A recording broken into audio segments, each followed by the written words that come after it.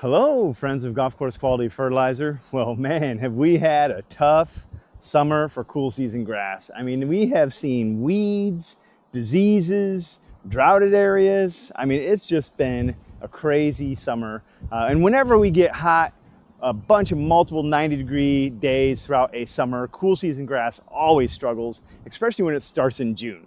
And so that's why we've had a tough season this year. It's just because cool season grass doesn't thrive in temperatures above 88 degrees, and everything else does pretty much, except for a few of the cool season grassy weeds, right? And we'll talk about those. But you know what I think is awesome is when we have a tough summer like that, it really helps sharpen up our skills and what we need to do to improve in our turf area, right? So on a golf course, whenever we had a tough summer, I was like, okay, number 5 struggles with the irrigation. I need to do something to fix that irrigation. It definitely points out your irrigation flaws. And you got to take a picture of that and think about, okay, do I need to add more water to that area or less water or another head or whatever that may be. And so it's kind of a good thing when we have these tough summers.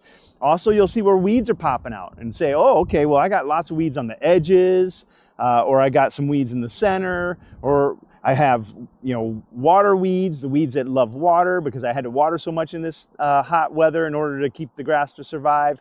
So you got all these things that communicate to you of what I should do in the future to help me prevent these things or at least fight these things a little easier, right?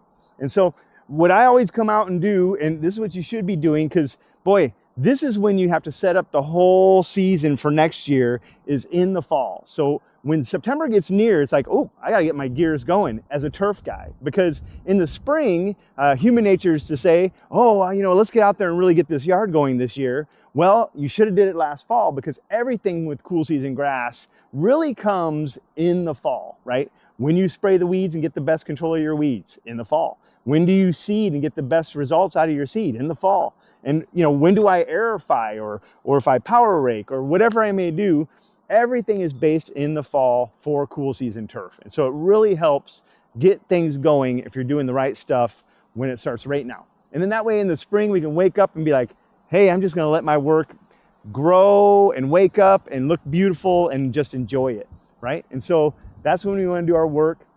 I get out whenever I start getting these, and we got a lot of pythium along the edges of the roads this year. I mean, it seems like everybody, when we get that 90-degree weather, that last spell of 90 we got, it really was tough. And so if you get out and try to do it right away, come out and just rake into that turf and help expose it, especially matted down turf, right? Because there is living turf down in here. And also this might be the time for me to go ahead and implement some new seed in these zones, because if I wait too long, then I'm gonna have other weeds coming into these areas and I'm not gonna have the best results out of my seed, right? And so during the next, all the way to about middle of October, you really gotta focus on, and the earlier the better, on getting that seed in the ground to help repair some of these areas that might be completely dead, or at least rake them out so they can start to fill themselves back in, right?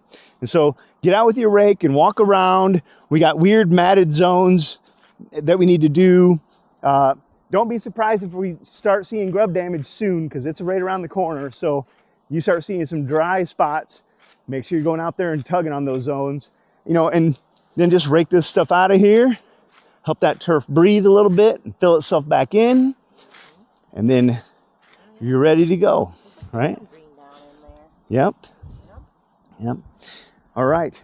Also, what's crazy is with these kind of temperatures, we really find out all the foreign grasses. I've had a lot of people discover this year that they have a lot of Poa trivialis, for example. Poa trivialis, Poa annua, bent grass, what is another one? Well, and even red creeping fescue. I mean, those are all cool season weedy grasses. If it's in your front yard, the red creeping fescue, and it's full sun, it could be a weedy grass, right? In some cases. Well, all of those guys, because they grow so thick and they kind of lay themselves over, a lot of them got diseases. And so they're real easy to pull up. You'll notice that it's real mangly growth. Now, don't mistake every mangly growing turf as a foreign grass, because there are some Kentucky bluegrasses that do have that during a really hot summer. But if you can go through there and rake those little areas out real aggressively, get some seed to put in for competition, rake that seed down in, that'll really help that area compete against those wild grasses. All right. And then ironically, this season being super hot, I watched a bunch of Bermuda grass return itself and all these, yellow nutsedge exploding, crabgrass blowing up, all these warm season grasses. I mean, they really loved this hot summer. And so everybody was just struggling or going, I got to spray my Bermuda again. Well, yeah, you do, because it's been a tough, hot summer, and it'll wake up Bermuda and it'll start growing really fast, and then it'll just start taking over. It's amazing how quickly that can move along, right? And so also, let's go ahead and start working on spraying weeds, because now until about the end of October is a fantastic time, especially for clovers and violets and all these really tough to kill weeds. Make sure you get out and do a couple of weed sprays this fall. If you want to be really good at it, make sure that they're only like 3 weeks apart. If you really are struggling with weeds, that way you can go out there and get those really challenging ones a couple times. And if it's still out there, go out another 3 weeks later, right? Not every weed will die the time you go out and spray once. Clovers especially, ground ivy, a few other things. You have to come back out. You must come back out in that 2 to 3 weeks and hit it again. Otherwise, you're going to just continue to have that same issue over and over, right? And nature is nature, so everything's going to return itself. So if you've had bent grass in the past, there's a very good chance you'll have bent grass in the future, right? And so you can kill it all out and keep it clean, but the odds that it's going to come back is pretty good. Nature has a way of surviving, right? And so Bermuda grasses and bent grasses and poa annuas, there's millions of those seed in the soil. And so odds are you're going to get those back in the future. But if you do the right things, you can really avoid getting as much as you had before. And if you react quicker, it's not as big an issue unless you just let it kind of ride and those bent grasses start to thicken up and become a patch again. And now it's ahead of you, right? And we have to do a redo again, right? And so make sure you stay on top of those kind of things, right? So it's also close to the time for us to put down our freehand. Now, a lot of our customers don't know what freehand is or don't use it. But it's for your landscape beds, and you can use it in your rocks, and you can use it in your mulch, and it helps really reduce the weeds that you get through your landscape. Well, I've really encouraged people to start going along the edges, making sure they're getting their landscape weed preventers into their turf as well, and making sure they're going along the edge of that, because in the spring this year, we had lots of people get all these shepherd's purses and hen bit all along the outside of their turf. Well, if they took that freehand or preen, whichever one they're using, and actually spread it into the turf along the edges as well, you're going to be a lot cleaner in the spring, and that'll really help. And I think this year, most definitely, or next year, I'm sorry, in the spring, most definitely, I'm going to go along the edges of my roads and my sidewalks, because that's where all those weeds cropped up this year, and they're all annuals, warm season, summer annual weeds. And so I'm going to actually come through with my freehand and do the edge of my road as well. I think that's going to reduce those weeds tremendously. I can't wait to get rid of goosegrass. Let's hope that helps that, right? Goosegrass is horrible. All right. Anything else you can think of besides the fact that the next week is going to be awesome, cool season turf weather? Yeah, so it's a great time to put the September 1st application down, right? It is. Matter of fact, September 1st is the most important application of the season, right?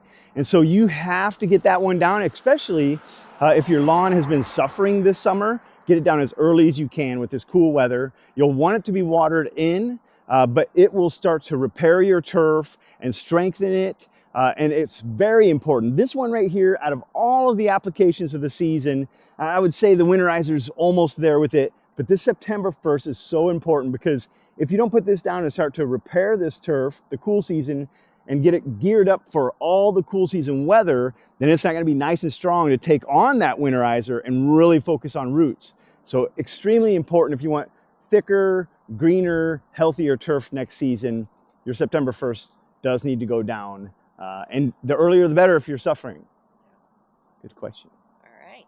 I think that covers everything. All right. Thanks for listening. Get to work this fall.